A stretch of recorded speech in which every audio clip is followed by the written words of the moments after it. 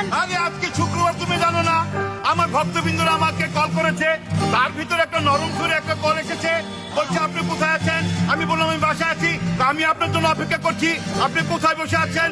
বললো আমি হিমু আড্ডার পিছনে গাছের নিচে বসে রয়েছি, আপনি আছেন? পরে আমি বাইকটা রেখে তখন গিয়ে কাছে গিয়েছি, গিয়ে দেখি একটা পুরো লেডি বসে রয়েছে।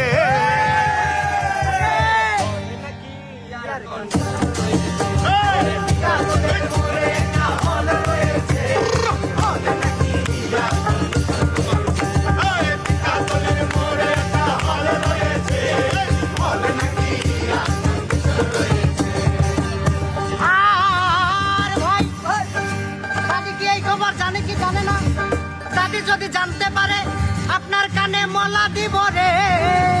হাই রে, আমার দাদি, তোমাদের দাদি আমাকে বলেছে তুমি ওখানে গিয়ে যখন দেখবে ছেলেরা আছে সেখানে গান করবে না, যেখানে মেয়েরা গুজগুজ করবে সেখানে তুমি গান করবে। তখন আমার পরিবেশটা জমে যায় রে।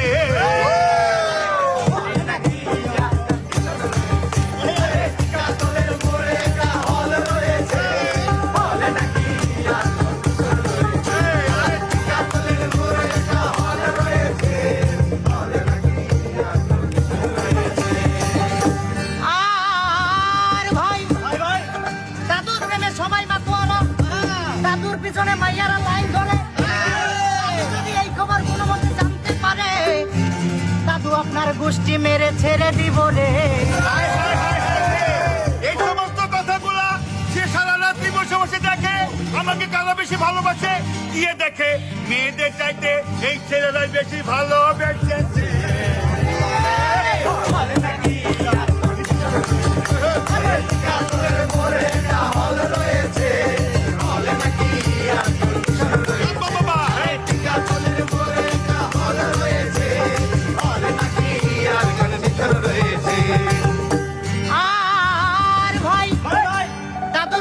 সবাই এত মাতোয়ারা হয়েছেন, আপনারা কি জানেন দাদু একজন যুবক মানুষ? দেখতে বুড়া হলেও দাদুর মনটা কিন্তু জুয়ান রয়েছে।